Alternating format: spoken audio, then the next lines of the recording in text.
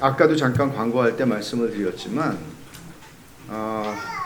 이제 이런 유튜브들이 많이 떠요. 지금 전쟁이 일어나고 나서 지금은 이스라엘을 위해서 기도해야 할 때입니다. 또 목사님들은 지금이야말로 이스라엘에 대한 설교를 해야 할 때입니다. 이제 이런 얘기들이 되게 많이 떠요. 되게 다 좋은 뜻에서 말씀하시는 것들이에요. 근데 이런 것들은 우리가 조금 분별을 해서 듣지 않으면 이럴 수 있죠. 그런 유튜브들을 보면 왜 우리 교회는 지금 이렇게 이스라엘이 이방인들과 싸우고 있는데 이스라엘을 위해서 기도를 안 하는 거지? 이렇게 생각할 수도 있고, 도대체 이런 상황에서 우리는 어떻게 해야 되나?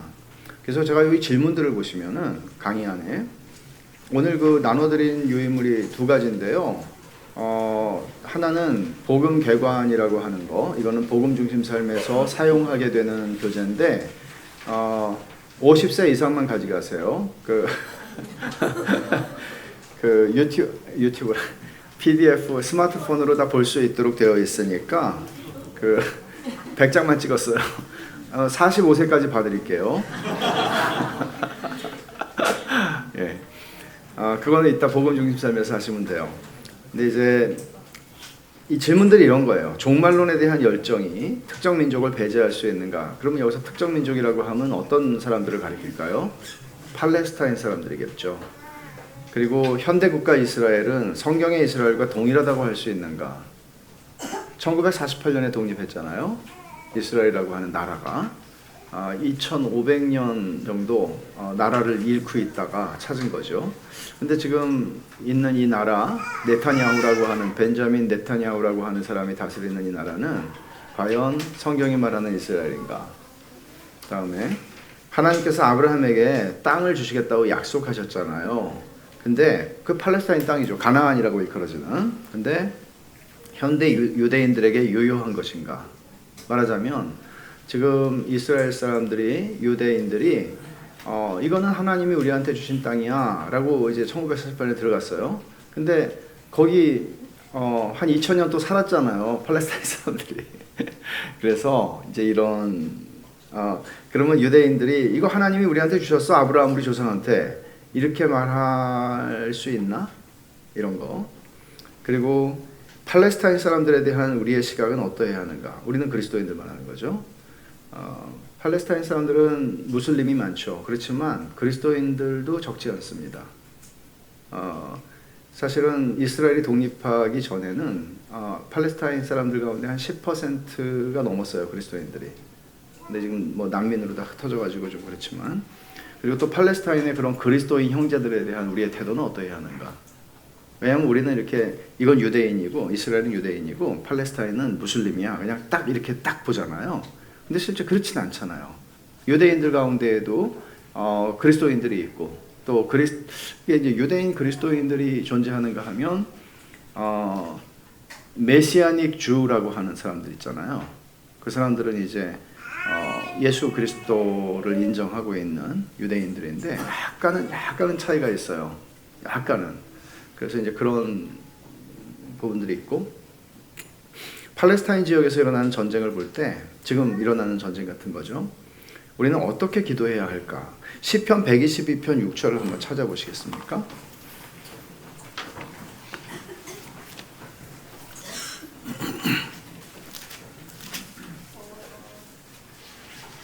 제가 읽겠습니다. 예루살렘을 위하여 평안을 구하라. 예루살렘을 사랑하는 자는 형통하리로다. 제가 이제 시편 120편을 내년에 이 말씀을 수요기도회 때 설교를 할 건데, 예루살렘을 위해서 평안을 구하라는 것은 지금 예루살렘은 아니지만 바로 지금 이스라엘 국가를 위해서 기도하는 사람들은 형통할 것이라는 말일까요? 이 말을 우리는 어떻게 이해해야 합니까? 이런 것들이요. 지금 이 구절을 굉장히 많이 인용을 하거든요. 유대인들을 위해서 지금 기도해야 할 때라고 얘기하는 분들이요. 그래서 이런 문제들을 좀 정리하면 좋겠다 싶었어요. 그래서 제가 저도 무식하죠, 사실. 그래서 공부를, 이 팔레스타인은 누구의 땅인가, 게리 벌지라고 하는 분이 쓴 책인데, 이분은 위튼 대학의 교수세요. 성경학자이고요. 근데 굉장히 이 지역에 대해서 잘 알고 있는 전문가이기도 하고, 물론 지금 제가 말하고 있는 이런 이제 유튜브에 많이 나오는 이런 것들이 굉장히 큰 흐름이에요. 근데 이제 게리 벌지가 이야기하는 이런 신학적인 이슈들 또 이런 것들을 좀 굉장히 잘 다룬 책이에요, 이 책이. 두껍긴 또 되게 두꺼워가지고 읽느라고 혼났는데, 하여간 이 책에서 이야기하고 있고, 제가 또 좀 건전한 학자라고 이해하는 분들이 설명하는 것들을 가지고 제가 좀 말씀을 드리려고 합니다. 먼저 예루살렘 멸망 이후에, 예루살렘 멸망이 언제 됐어요? 주전 586년이에요. 그러니까 우리가 생각하면 이게 BC 586년에 어디에 멸망했죠? 느부갓네살 군대에게, 바벨론에게 멸망했어요. 그리고 나서 잠깐 독립을 했던 때가 있어요. 그게 BC 164년에서 63년까지. 그러니까 한 100년 정도 되는 거죠. 하스모니안 왕가라고 하는 유대인들이 잠깐 다스렸어요. 근데 이제 처참하게 로마한테 또 짓밟히죠. 그러니까 이 예루살렘을 둘러싼 문제는, 예루살렘이 느부갓네살 바벨론 군대에게 멸망했어요. 바벨론이 페르시아한테 망하면서 페르시아의 속국이 됐어요. 페르시아가 그리스 알렉산더한테 망하면서 알렉산더의 속국이 됐어요. 그러다가 또 알렉산더 죽고 나서 네 나라로 갈라지잖아요. 그리스가 거기서 또 그대로 속국이 되는 거예요. 그러다가 로마가 또 들어오죠. 그러니까 로마의 속국이 됐을 때 예수님이 성육신 하셔서 오신 거죠. 그러고 나서 이 나라는 독립된 적이 없었어요. 그리고 독립된 게 언젠가 하면 1948년이에요. 이 1948년은 어떻게 되나 하면, 여러분이 아시다시피 이 2차 대전 때 홀로코스트니 근데 2차 대전에 2차 대전만의 문제가 아니고 유대인들이 되게 차별을 많이 받았어요, 역사적으로. 그러니까 나라가 없으니까 어떻게 됐겠어요? 다 여기저기 흩어져 있죠. 옛날 소련에도 유대인들 되게 많이 들어가 있었고, 폴란드, 유대인이 없는 나라가 없는 거예요. 지금 중국 사람 없는 나라 없듯이. 이런 식으로 다 흩어져 있는데, 유대인들에게는 어떤 낙인이 찍혀 있는 게 있잖아요. 예수님 죽인 사람들. 그러니까 이제 굉장히 이런 반유대주의 같은 것들도 흐름이 있었고, 그러면서 19세기에는 되게 차별을 많이 당했어요. 그래가지고 여기 제가 써놓은 걸 보면 유대인 순환사에 보시면은, 또 저거 정리하고 넘어가죠. 너무 빨리 가. 그래서 로마 제국에 넘어가고, 그 다음에 638년부터는 이슬람의 또 밑에 있었어요. 그러다가 십자군 전쟁이 나서, 이건 예루살렘에 대한 얘기죠. 십자군 전쟁 때 잠깐 예루살렘을 탈환을 했었다가 다시 또 이집트에서 넘어가고, 그래서 1517년부터 1918년까지, 현대에 이르기까지 1918년은 1차 대전 끝나는 거예요. 그러니까 오스만 투르크라고 하는 지금 터키예요. 터키의 속국이 돼 있었어요. 그러니까 얼마나 복잡해요. 그리고 이슬람이 이 지역을 지배했던 때가 많죠. 여기 보면 638년부터 1099년 했는데, 예루살렘이 기독교의 성지, 카톨릭의 성지, 무슬림의 성지잖아요. 근데 예루살렘이 왜 무슬림의 성지인가 하면은, 여기서 이 모하메드가 천상 체험을 해요. 예루살렘에서. 하늘 왔다 갔다 이렇게 체험을 한다고요. 그러니까 이제 그런 이슬람에서는 메카, 메디나, 그리고 예루살렘이 세 번째로 중요한 성지예요. 그러니까 절대 뺏길 수가 없는 곳이죠. 그래서 이런 것들이 형성이 되다가 1918년에 1차 대전이 끝날 때 이제 영국이 전쟁을 하다가 오스만 투르크가 독일에 붙어요. 독일에 붙으면서 패전을 한 거예요. 패전을 해가지고 승전 국가가 영국, 프랑스 이런 나라들이죠. 그러니까 그 당시에 이스라엘과 중동 지역은 영국과 프랑스가 논아가져요. 그런 상태였어요. 근데 이제 그러다가 2차 대전이 또 터지죠. 그러니까 1918년부터 1948년까지는 영국이 예루살렘 주변 이스라엘을 지배합니다. 48년 독립할 때까지. 근데 이제 1947년에 영국이 이게 예루살렘이 이렇게 복잡하잖아요. 무슬림도 기독교인도 천주교 그러니까 통치하기가 되게 힘든 거예요. 그냥 진땀 뻘뻘 흘리다가 그러니 유엔에다가 이제 내놓은 거예요. 유엔이 이 이스라엘 사람들 불쌍하다. 왜냐면 홀로코스트 때 대량 죽었지. 갈 데도 없지. 2000년 이상 나라도 없지. 이 유대인들 나라 하나 만들어주자. 영국이 자기 땅이잖아요. 자기가 다스리는 나라니까 2차 대전 그 무렵에 또 중동을 다 다스리고 있었으니까 중동의 부족 국가들이거든요, 다. 그러니까 그러면 너네들 나라를 좀 만들어줄게. 이런 비밀 협약, 공식 협약 이런 것들을 영국과 프랑스가 엄청나게 했습니다. 그런 당근과 채찍을 이렇게 쓴 건데 그러면서 결국은 독립을 시켜주는데 이 땅은 이스라엘이 이만큼 가지고 팔레스타인은 요만큼 가져. 자기네가 논아준 겁니다. 그러니까 팔레스타인 사람들 입장에서는 아니 우리가 살던 땅인데 이런 게 있을 거고 이스라엘 사람들은 야 유엔에서 결정했잖아. 이렇게 해가지고 갈등이 시작이 되죠. 근데 이제 1948년에 이스라엘 독립전쟁과 독립이 그냥 일어나지 않았어요. 유엔이 정해줬는데 전쟁을 해야 되는 거죠. 그냥 안 주니까 팔레스타인 사람들 내쫓아야 되니까. 그래서 전쟁을 하고 국가 형성이 되는데 당시에 10만 명의 팔레스타인 난민이 발생해요. 전체 14%였어요. 요건 조금 이따 제가 더 얘기할게요. 유대인의 순환사를 좀 보시면 영국에서 1290년, 프랑스에서 1394년, 스페인에서 1492년에 유대인이 추방이 돼요. 그러니까 얼마나 서럽겠어요. 여기서 한 3대, 4대가 살고 있었어요. 그 이상도 살고 있었어요. 근데 유대인이기 때문에 영국에서도 추방해, 프랑스에서 추방해, 스페인에서 추방해. 그러니까 우리 홀로코스트만 알지만 사실 이런 아픔들이 이 역사 속에서 유대인들에게 참 많아요. 그러니까 유대인들이 지금 왜 이렇게 이 이스라엘 군인들 왜 이렇게 그러니까 돌만 던져도 인티파다 아시죠? 아랍인 그 팔레스타인 사람들이 시민 봉기를 한 거죠. 그러니까 돌을 던지잖아요. 그럼 총으로 쏴 죽이는 거예요. 애고 어른이고 할 거 없이. 그러니까 도대체 어떻게 이스라엘 군대 이렇게 잔인할 수 있나? 이스라엘 사람들에게는 두려움이 많다는 거예요. 지금 우리가 없어질 수도 있다는 존재가. 왜냐하면 다 주변이 중동 국가들이잖아요. 그러니까 이런 두려움들이 이스라엘 사람들에게 있어서 그 두려움 때문에 이렇게 그런 식으로 반응하는 거죠. 그리고 이제 추방이 돼가지고 유럽에서 동유럽으로 많이 갔고 오스만 투르크 제국으로 많이 갔습니다. 근데 거기서도 이제 2등 시민권을 받았지만 무슬림 국가니까 그렇지만 굉장히 자유가 보장이 돼 있었어요. 여러분 우리가 잘못 알고 있는 지식들이 되게 많은데 일반적으로 십자군 때도 이슬람이 다스릴 때는 사실 굉장히 관대한 정책을 썼습니다. 유대인들과 기독교인들에게.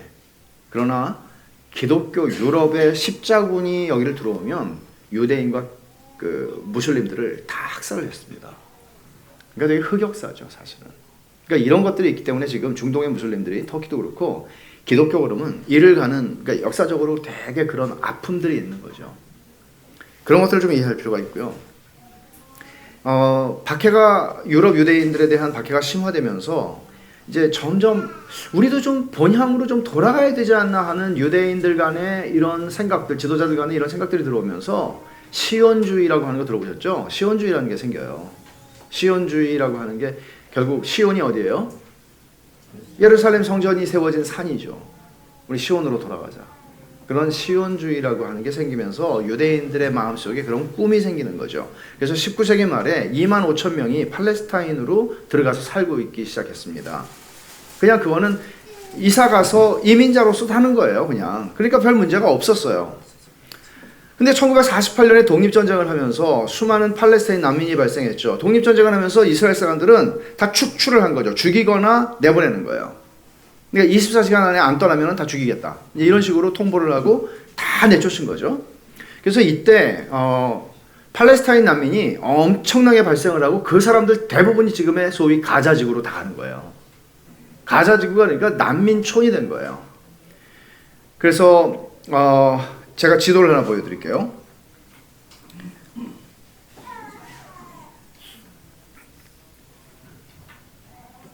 이게 이제 이스라엘 지도잖아요.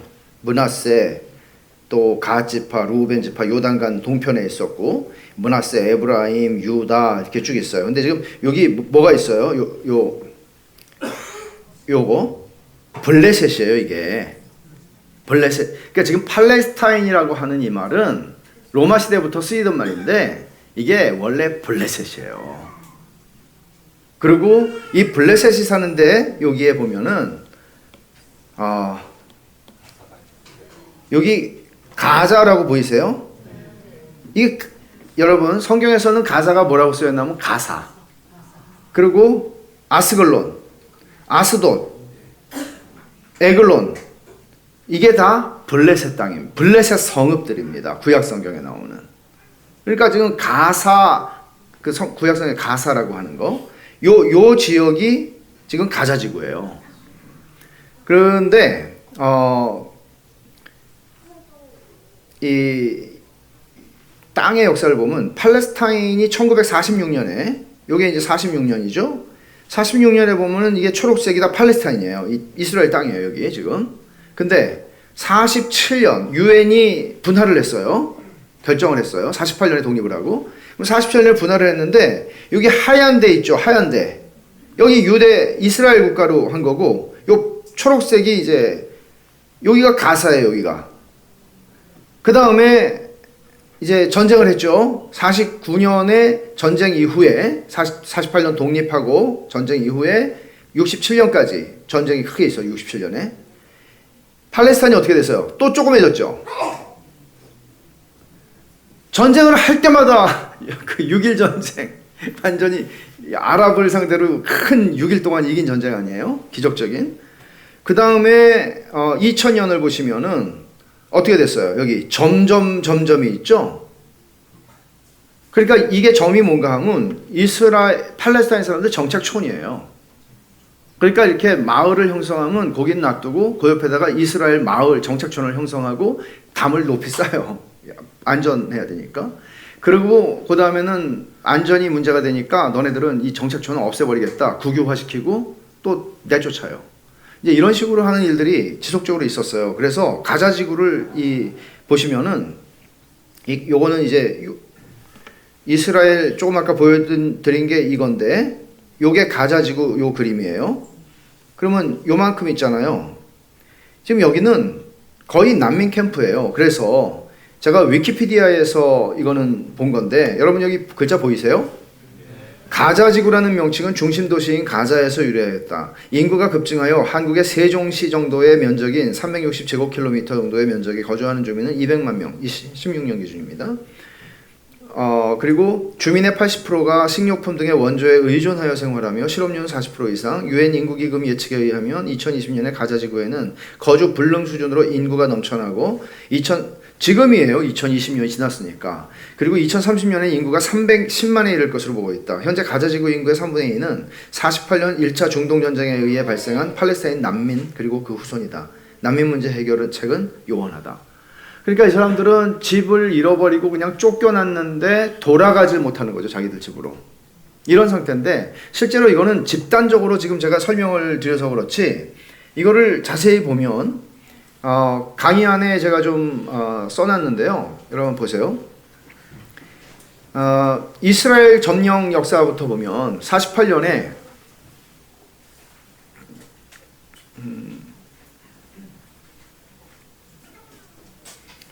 네, 48년 독립전쟁을 하고 수많은 팔레스타인 난민 발생합니다. 마을이 초토화되고 가옥이 철거되고, 심지어 이스라엘 사람들이 진짜 대단하긴 해요. 우물에다가 그 기프스하고 박테리아 이런 것들을 오염을 시켜가지고요. 결국은 거기 물이 귀하잖아요. 물이 귀하든 귀하지 않든 이제 그렇게 해놓으니까 살 수가 없는 거죠. 그럼 이제 쫓아내는 거예요. 그래서 67년 6.1 전쟁이 일어났을 때는 시리아하고 요르단하고 이집트하고 이제 다 짜고 이스라엘 동시 폭격을 했는데, 기가 막힐 정도로 정말 이스라엘이 살아났죠 그때. 그래서 이런 것들을 이제 그 종말론의 입장에 있는 어떤 세대주의나 전천년주의 입장에 있는 분들 가운데는 이스라엘이 1948년에 독립한 것 자체가 2500년 만에 다 독립한 나라가 세상에 어디 있습니까? 그러니까 이건 마지막 날의 사인이다. 그리고 그 다음에 6.1 전쟁도 굉장히 중요한 사인으로 봐요. 그러니까 하나하나가 다 마지막 때의 사인으로 맞아 들어가, 이거 맞추는 거예요, 계속해서. 근데 정말 그러한가? 좀 더 보죠. 시리아, 요르단, 이집트와의 전쟁에서 현재 영토를 획득을 했습니다. 그러니까 지금 시나이 반도까지 그때 획득했어요. 시나이 반도도 이스라엘 먹었다가 나중에 안와르 사다트하고 평화협상을 지미 카터 때 하면서 시나이 반도는 내주죠. 그리고 가자, 웨스트뱅크, 소위 지금 이 팔레스타인 사람들 사는 데가 가자 지구, 그리고 웨스트뱅크는 서안 지구라고 그래서 그 요단강의 서쪽에 예루살렘을 둘러싸여 있는 지역들이죠. 거기에 이제 팔레스타인 사람들이 많이 살고 있는 겁니다. 그리고 골란 고원, 로마 제국 이래로 처음으로 이스라엘이 예루살렘을 다 차지하게 된 거예요. 6.1 전쟁, 67년 이걸 통해서. 35만 명의 팔레스타인 난민이 또 발생합니다. 그 다음에 또 73년에 욤키푸르 전쟁. 욤키푸르는 속죄일이에요. 속죄일을 이 히브리 말로 욤키푸르라고 하는데 이게 4차 중동 전쟁이죠. 이집트하고 시리아하고 또 상대해서 전쟁을 합니다. 그리고 1987년부터는 이제 첫 번째 팔레스타인 사람들의 시민 불복종 운동이 일어나는데 인티파다라고 하는 이 말의 이 어감이 이거래요. 전갈이 갑자기 팔을 물려고 할 때 딱 치는 거 있잖아요. 그러니까 자기 보호 본능적 그런 방어하는 거라는 거죠. 이때 1000명 이상의 팔레스타인 사람이 이스라엘 군인에 의해 죽게 됩니다. 그리고 230명은 16살 아래입니다. 그러니까 여러분이 한 40몇 년 전에 광주 항쟁 때를 생각하면은 그거하고 비교도 되지 않는 일이죠, 사실은. 그런 일들이에요. 16,000명이 넘는 사람이 투옥이 됩니다. 투옥이 되는데 이게 투옥이 되는 게 뭐 영장을 가지고 투옥되는 거 아니죠. 그냥 잡아가는 거죠. 그리고 1882개가 넘는 가정이 형벌로 파괴되고요. 뭐 아버지가 붙잡혀가고 뭐 엄마 죽고 이런 식이죠. 특정 마을은 14세에서 60세 남성이 모두 다 임시 포로 수용소로 잡혀가서 고문을 당합니다. 이거는 이스라엘 국가가 인정한 겁니다. 인정을 안 하려고 하다가 인정한 겁니다. 이스라엘의 도덕적인 실패가 드러난 거죠. 그러니까 남아공에서 오래도록 인종차별을 했는데 인종차별에서 죽은 흑인 숫자보다 이스라엘에서 인종 청소를 하는 거거든요. 이스라엘 사람들이. 그러니까 팔레스타인 사람들이 더 많이 죽었어요. 그러니까 돌을 던진 죄로 영구 추방을 당하는 사례 이런 거죠. 돌을 던진 애들이 있어요. 그러면 다 붙잡아다가 헬기를 태워가지고 레바논에다가 딱 떨어뜨려 놓는 거예요. 걔네들 못 들어와요. 절대로. 신원이 다 돼 있기 때문에. 그러면 어느 날 갑자기 고아가 되고 어느 날 갑자기 가족이 그냥 쫓겨나고 어느 날 갑자기 다 흩어지는 거예요. 그러니까 이런 면에서도 어떤 인권의 문제를 시비를 굉장히 많이 걸었고 실제로 부시 대통령이 1992년에 팔레스타인 사람들 너무 그렇게 학대하고 그러지 마라 하는 얘기를 하려고 하다가 제리 포웰이라든지 이 리버티 신학교 세우신 분이죠. 미국의 되게 중요한 보수 우파 기독교 목사입니다. 제리 포웰 같은 분들은 막 편지를 엄청나게 보냈죠. 백악관에다가. 그래서 이렇게 하면은 당신은 유권자들을 잃는 거다. 그래서 결국은 그것도 진행이 안 되죠. 근데 문제는 이런 과정에서 되게 양심적인 유대인들이 있을 거 아니에요. 이 사람들이 못 견디는 거예요. 그러니까 이렇게 인간이 인간을 학대하고 이렇게 할 수 있는가? 이제 그러니까 부끄러움을 느끼는 거예요. 유대인 이게 이스라엘 사람인가? 근데 여러분 아셔야 되는 거는 유대인들이 지금 이스라엘에 살고 있는 유대인들이요. 되게 이중국적자들이죠. 왜냐면 미국 시민권이면서 동시에 이스라엘 들어가가지고 사는 사람들 그런 사람 많은 거죠. 근데 유대교 신앙을 가진 사람이 몇 %일까? 30% 정도로 봐요. 30%. 그 나머지는 무신론이 많습니다. 그렇지만 이스라엘 국가의 시민이 되는 데는 아무 문제가 없는 것입니다. 그래서 이런 일들. 그래서 여러분이 뭐 아시다시피 1989년에 팔레스타인 해방기구 아라파트 의장이 테러리즘을 포기합니다. 이 아라파트 그 이상하게 생기신 분 옛날에 뉴스 많이 나오던 분 있잖아요. 뮌헨 그 올림픽 때도 1972년에 막 얼마나 막 테러를 했어요.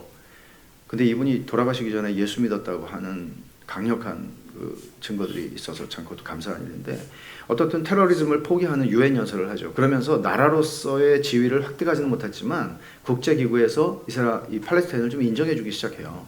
그래서 93년도에는 오슬로 협정을 맺어서 이제 여기서는 뭐 이스라엘도 억지로 한 건데 5년 내에 팔레스타인의 자치를 허용하겠다. 그러니까 점점 국가로 가는 길을 허용하겠다는 거죠. 근데 이때 이 유대 이스라엘 수상이 요거 끝나고 암살당하죠. 우파들에 의해서. 그러니까 이게 결국 또 물거품이 됩니다. 그래서 2000년에 9월 28일 날에는 이 강성 우파 장군이고 나중에 수상이 되는 사람인데 아리엘 샤론이 알 아크사 사원이 아까 말씀드린 예루살렘에 있는 모슬림 성지인데 사원이에요. 세 번째 중요한 거예요, 이 사람들한테. 근데 거기 무장 군인들 데리고 들어간 거예요. 이게 도발을 한 거죠. 왜 그랬을까요? 예루살렘은 이스라엘이야. 이스라엘이 다스리는 곳이야. 이걸 이제 보여주려고 한 거죠. 그러면서 이제 굉장히 큰, 그날도 그렇지만 굉장히 많이 팔레스타인 사람들 죽고 2차 인티파다를 또 유발하게 되죠. 그러면서 이제 소위 우리가 아는 자살폭탄 테러가 막 일어나요. 그때부터. 그러니까 팔레스타인 사람들이 보세요. 2000년이면 48년에 쫓겨났죠. 난민으로. 그리고 그 이후에 태어난 젊은 세대들이에요. 얘네들은 말하자면 막 이가 갈리는 거죠. 그러면서 이제 이런 식의 이슬람 신앙과 연결해서 이런 식으로 이제 일어나게 된 겁니다. 그러면 이제 우리가 진짜 현실적인 얘기는 미국의 복음주의자들과 일반적인 복음주의자들과 그 땅 팔레스타인 그리고 그 민족에 대한 얘기를 해보면 상당 부분은 세대주의자들이 미국에 많은데요. 세대주의 신앙은 우리가 받아들이지 않죠. 근데 복음주의 정치인들과 결탁을 하게 됩니다. 그래서 소위 시온주의라는 거는 유태인들이 자기들의 옛날 그 땅 아브라함의 땅으로 돌아가겠다는 건데 기독교 시온주의가 생겨요. 그러니까 내가 기독교인이기 때문에 나는 유태인 편이야. 그리고 유태인이 이스라엘 국가를 그 땅에 건설하는 거를 나는 원해 하는 분들이죠. 그러니까 이게 지금 우리 유튜브에 되게 많이 나와요. 이런 흐름이. 그래서 이스라엘의 편에 서라. 그것이 그리스도인의 의무다. 이런 겁니다. 그럼 기독교 2002년에 제가 아까 말씀드린 이런 조지 부시가 좀 팔레스타인에 대한 이스라엘의 제재를 풀어주라고 요구했을 때, 왜냐면 가자 지구는 원조를 받아야 살거든요. 물도 공급을 해주는데 나라가 이스라엘 사람이 물을 5배를 쓰고 팔레스타인 사람은 5분지 1을 쓰게 돼 있어요. 그러니까 근본적으로 삶의 여건이나 환경이 비참해서 가자 지구를 지구상에 있는 가장 큰 창살 없는 감옥이라고 얘기하는 거예요. K 아서라고 하는 분은 우리말로 번역된 책들도 꽤 있는데 프리셉트라고 하는 성경 공부하는 그룹입니다. 여기 설립자인데요. K 아서는 이런 말 합니다. 이스라엘에 대한 정치적인 원조가 그리스도인의 충실함을 보여주는 중요한 측면이다. 오슬로 협정은 하나님의 말씀에 역행하는 것이다. 그러니까 오슬로 협정이 뭐예요? 팔레스타인 국가를 형성해 주려고 이제 단계적으로 허용한 거잖아요. 이건 하나님의 뜻에 반역하는 것이다. 성경적이지 않죠. 미국 내 개신교의 입장을 보면 1940년대, 50년대 초반만 하더라도 자유주의 개신교가 이스라엘 국가 지지를 했어요. 자유주의 개신교가. 그러니까 이 사람은 성경이 하나님 말씀이라고 믿지 않는 분들인데요. 이분들은 인권이라는 것도 중요하게 여기잖아요. 일반적으로. 근데 홀로코스트가 있었던 바로 이후니까 이스라엘에 대해서 우리가 이거 해줘야 된다. 이렇게 주장을 했었어요. 근데 나중에 변하죠. 왜? 이스라엘 사람들이 팔레스타인 사람들을 학살하는 걸 보고. 그러니까 참 아이러니예요. 복음주의자들의 이스라엘 지지 합류의 물결이 보수 복음주의자들 가운데 이제 막 일어나기 시작하는데 존 월부드라고 하는 분이 달라스 신학교 총장이시거든요. 우리말로도 번역된 책 많아요.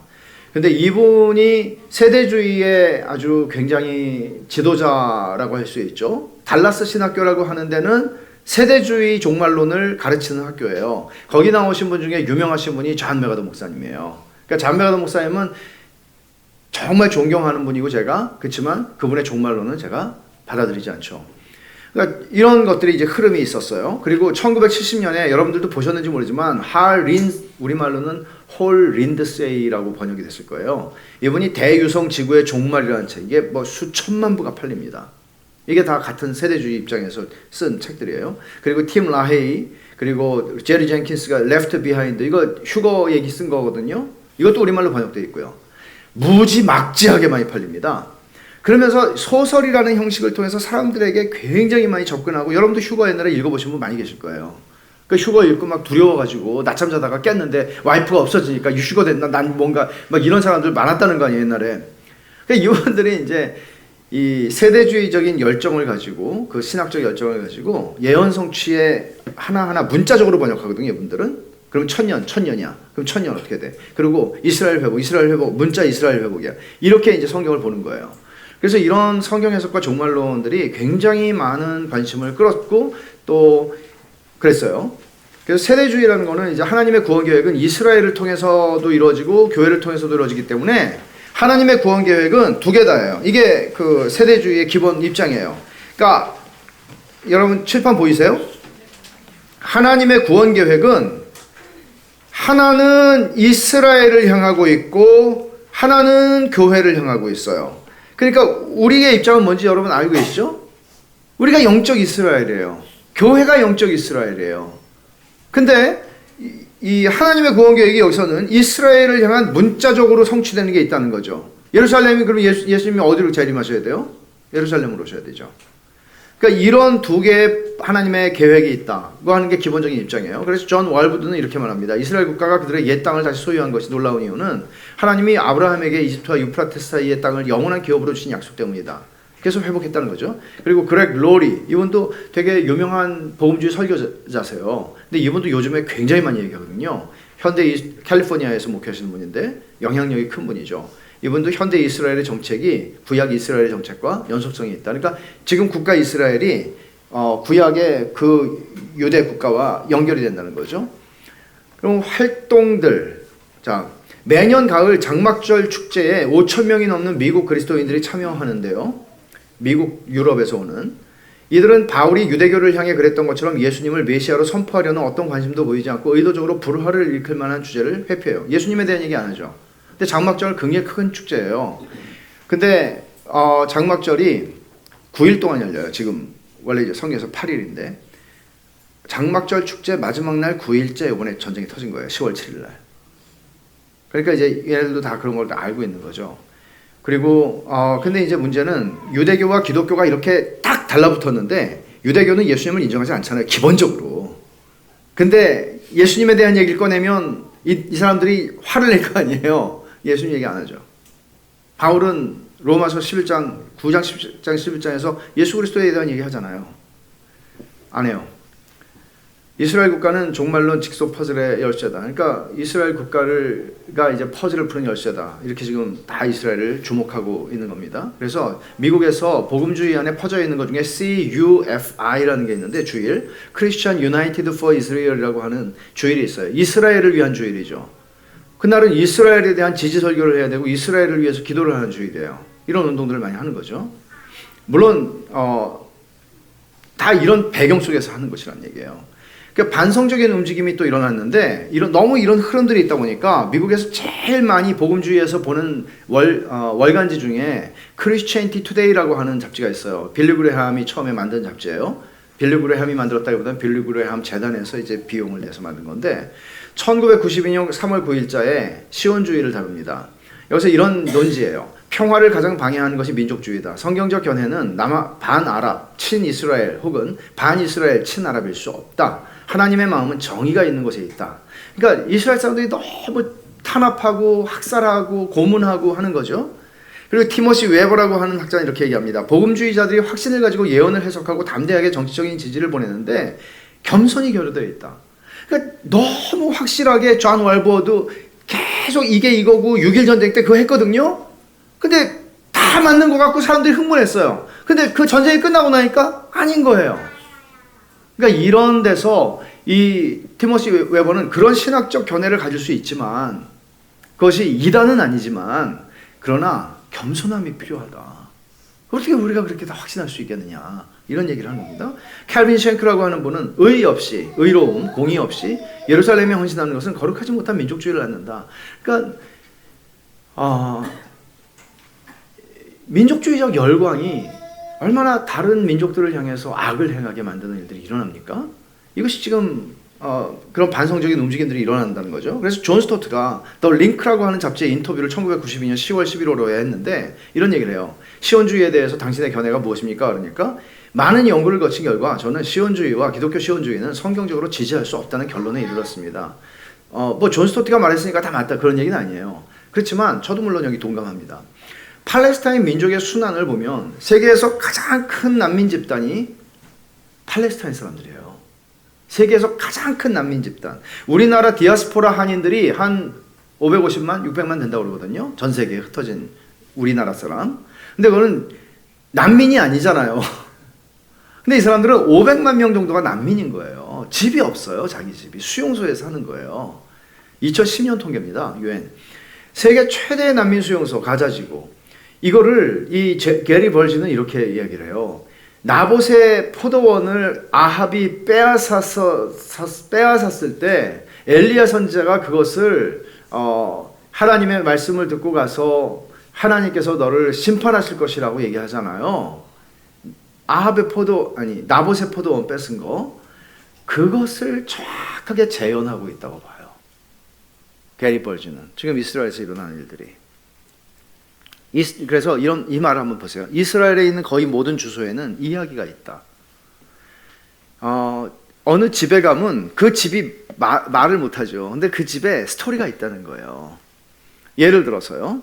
제가 정말 되게 많은 스토리들이 여기 실려 있는데 이런 거예요. 예루살렘에 살던 사이드 가족, 사이드라고 하는 성을 가진 가족이에요. 그리스도인들이에요. 이 사람들이 쫓겨났어요. 1948년에 이스라엘 사람들 들어오면서. 그래가지고 여기가 다시 돌아와 보니까 자기들이 다시 돌아올 줄 알고, 그러니까 쫓겨날 때는 그냥 임시로 그냥 좀 격리하나 보다 그러고 쫓겨났는데 열쇠를 가지고 간 거예요. 자기들이 진 집이에요. 근데 돌아와 보니까 이분 누구예요? 마틴 부버, 독일 유대인 철학자 마틴 부버가 살고 있는 거예요. 여기 독일 정착촌이 되니까 독일에서 온 유대인들의 정착촌이 된 거예요. 그래서 들어가려고 그러니까 마틴 부버가 못 들어오게 하는 거죠. 여기 내 집이라고. 그러니까 왜냐하면 국유화를 해버린 거예요, 다 이스라엘이. 그래서 도덕적으로 이제 걸리니까 나중에 마틴 부버도 뭐 불편했겠죠. 그래서 이 집을 칠레 대사관으로 쓰라고 넘겼는데 그때 대사관들이, 국가들이 이스라엘에 반기를 들어가지고 안 해. 그리고서는 다 텔아비브로 다 옮겨버려요. 그래서 이런 일들이, 그래서 나중에 이 집을 국제 기독교 대표부라고 하는 기독교 시온주의자들의 대표부를 설립해, 그 본부가 돼요, 여기가. 그러니까 되게 큰 저택이었죠. 근데 이런 집들이 한두 개가 아닌 거죠, 사실은. 그러니까 2000년에서 2010년까지요. 2010년이 아니고 2010년까지 사망자 수가 팔레스타인 사람들은 6,187명이고 이스라엘 사람은 1,174명. 계속 작고 큰 전투들이 있었던 것입니다. 그래서 가옥이 파괴되는 일들은 1999년에서 2012년까지 1,513개의 가옥이, 팔레스타인 가옥이 파괴되고 4,262명의 노숙자가 발생하는데 이 중에서 애가 1,300명이 넘습니다. 2009년 가자에서 일어난 전쟁은 2만 명의 노숙자를 만들어냅니다. 1945년에는 807개의 팔레스타인 마을이 1967년에는 있었는데 433개, 반으로 뚝 떨어지는 거죠. 마을이 없어지는 거예요. 그럼 마을을 어떻게 없애나면 과수원이고 뭐고 간에 그냥 싹 쓸어버리는 거예요. 일반적으로 이런 스토리들이 많아요. 24시간 내에 집을 떠나라 하는 통보가 와요. 그러면 떠나야 돼요. 그럼 안 떠나면은 바로 불도저가 와서 바로 쓸어버려요, 집을. 그러니까 이런 일들이 가옥 파괴와 정착촌 파괴의 형식으로, 그리고 그 옆에 이스라엘 정착촌이 형성이 되는 거죠. 그런 식으로 이제 쫓아내는 겁니다. 팔레스타인 시인이 있는데 마흐무드 다르위시, 이분 시가 유태인들도 존경하는 시인이라고 그래요. 근데 이분의 시집이 있던데 여기 시 중에 하나를 제가 인용을 합니다. 나의 뿌리는 내려줬소. 세월이 태어나기도 전에, 그리고 영겁이 열리기도 전에, 그리고 측백나무와 올리브나무보다 먼저, 그리고 풀들이 무성하기도 전에 기록하시오. 나는 아랍인이요. 당신은 내 조상의 과수원을 빼앗았소. 그리고 나와 내 아들들 모두가 경작하던 땅도, 그리고 우리에게는, 그리고 나의 자손 모두에게는 이 돌들밖에 남긴 게 없어. 되게 채석장에서 일하는 사람이 많거든요. 그런데 그마저 듣기로는 당신들의 정부가 가져간다고? 그렇다면 기록하시오. 맨 첫머리에 나는 사람을 미워하지 않소. 누구도 약탈하지 않소. 그러나 나는 배가 고팠다 하면 나는 나의 것을 빼앗은 자의 살을 먹을 것이요. 조심하시오. 조심하시오. 나의 배고픔을. 좀 무서운 시죠. 무서운 시인데 이 사람들이 가지고 있는 48년부터 지금까지 한 70년 넘죠. 70년 넘는 동안에 이런 일들이 많이 일어났다는 것이죠. 이게 반성. 포스트 시온주의 학자들이 출연합니다. 이거는 어떤 사람들인가 하면 시온주의에 대한 반발로 나온 거예요. 이스라엘은 더 이상 희생자가 아니며 시온주의는 다른 사람들을 피해자로 만드는 식민 제국주의 운동이다. 이제 이런 유대인 학자들 중에 이런 사람들이 나오기 시작합니다. 그래서 유대인들과 팔레스타인 사람들을 이해하는 면에서 첫째, 유대인들이 가진 두려움을 이해해야 한다고 얘기해요. 없어질까 봐 자기 민족이 이런 두려움이 있기 때문에 더 이렇게 지금 반응을 하고 있다. 그거 하나 하고, 팔레스타인 사람들이 가진 울화와 분노를 우리 이해할 필요가 있습니다. 참 이거 좀 슬픈 일. 팔레스타인 엄마들이 경험하는 최악의 고통은 억압으로 인해 자녀들이 비인간화되고 지속적인 박탈감에 시달리는 것을 지켜보는 것이다. 이들의 마음이 완악해지고 급진적으로 바뀌며 믿음을 잃는 모습을 속절없이 지켜보는 것이다. 그러니까 애들이 어려서부터 당하고 그렇게 막 하는 걸 보잖아요. 그러니까 하마스 같은 데 들어가는 거예요. 인간의 악이 계속 다른 사람들의 악에 의해서 부추겨지는 거죠. 그러니까 엄마들은 이제 그런 것들을, 그러니까 되게 너무 많이 죽었잖아요. 수천 명이 죽거든요. 그러니까 유대인 엄마들 중에서 자녀를 잃은, 그리고 팔레스타인 엄마들 중에서 자녀를 잃은 그들이 연대를 해요. 그래서 더 이상은 아니다. 이런 것들을 하고, 또 팔레스타인 그리스도인들과 유대인 그리스도인들이 연대하는 일들도 있어요. 그러니까 역사적으로만 보면 서로 원수죠. 블레셋과 이스라엘, 골리앗과 다윗, 뭐 역사가 수천 년이죠. 그런데 계속 이런 상태로 가고 있고, 그런 중에서도 아픔을 가진 사람들, 또 그리스도인들이 연대를 하고 있는 거죠. 팔레스타인 그리스도인들은 전 세계 팔레스타인 인구 500만 명 중에서 8%입니다. 이스라엘 내에 12만 2천 명의 아랍 그리스도인들이 있는데, 웨스트뱅크 서안 지구에는 5만 명의 아랍 그리스도인, 가자에는 3천 명의 그리스도인이 있다는 게 2009년 이스라엘 중앙 통계청 통계예요. 2024년 인구 조사를 하니까 팔레스타인 인구의 2024년이요. 이스라엘 들어오기 25년 전에 팔레스타인 인구의 10%가 그리스도인이었어요. 근데 지금은 대부분 팔레스타인 밖으로 나가고 줄어드는 거죠. 팔레스타인 그리스도인들은 베들레헴, 예루살렘, 라말라는 그 서안 지구 수도예요. 나사렛 에 주로 퍼져 있고 강력한 교회들이 있습니다. 이게 언제 때 사람들인가 하면 사도행전 2장 오순절날 예수 믿은 전통이에요. 이분들이요. 아라비아에서 온 사람들, 아랍 그리스도인들이요. 그래서 베들레헴에도 좋은 신학교가 있고, 팔레스타인 그리스도인들, 교회들, 그리고 좋은 신학자들이 있어요. 그리고 팔레스타인 교회 목회자들은 매일 군대의 점령과 싸워야 하는 사람들이, 분노와 증오와 무력감과 절망을 느끼며 살아가는 사람들을 목회하는 거죠. 얼마나 힘들까 싶어요. 그리스도인들의 딜레마는 이거예요. 메시아닉 주, 유대인, 팔레스타인 그리스도인들, 유대인으로서 유대 국가를 지지해야 한다는 강한 끌림을 가지면서도 유대인으로서는 어떻게 그리스도 안에서 아랍 형제자매들과 유대감을 표현할 수 있는가, 이런 딜레마가 유대인 그리스도인들에게 있고요. 팔레스타인의 국가적인 이득과 분노와 증오를 넘어서 어떻게 유대인들을 대할 것인가 하는 게 팔레스타인 그리스도인들 가운데 있는 어려움이에요. 그러면 잠깐 살펴본 말씀은, 아브라함 언약은 그리스도 안에서 성취되었고, 그 창세기 12장 1절, 2절, 3절 얘기하는 겁니다. 아브라함의 영적 아들들이고 영적 이스라엘인 교회를 통해서 성취되는 거예요. 갈라디아 3장 7절에서 9절을 보면 아브라함의 씨라고 한 것은 예수 그리스도다라고 바울이 얘기하거든요. 그리고 그 땅이라고 하는 것도 결국 예수 그리스도를 통해서 성취되는 거예요. 근데 이제 이걸 계속 유효한, 지금 우리는 이거 하나님이 우리 저에게 주신 땅이야. 자, 몇 가지를 보죠. 아브라함조차 자기가, 히브리서 11장을 보면 자기가 하나님이 제시한 그 땅에 소유권을 가지지 않았어요. 뭐라고 그래요? 하늘에 있는 본향을 바라봤다고 얘기해요. 이거는 그림자라는 거죠. 그리고 자손은 영적 자손, 아브라함의 영적 자손은, 그러니까 씨는 그리스도고 교회가 영적 이스라엘이라고 갈라디아 6장 16절 설명합니다. 그러니까 민족 이스라엘에 대한 예언들은 우리가 주목할 만한 것들이 좀 있는데, 로마서 11장에 보면은, 이 말씀은 제가 시간이 없기 때문에 다음에 한번 또 기회가 되면 말씀을 좀 드릴게요. 제가 설교한 것도 어디 있어요? 찾아보면은. 선지자의 외침을 한번 읽어보죠. 이거는 좀 읽고 우리가 맞춰야 될 것 같아요. 이사야 1장 15절입니다.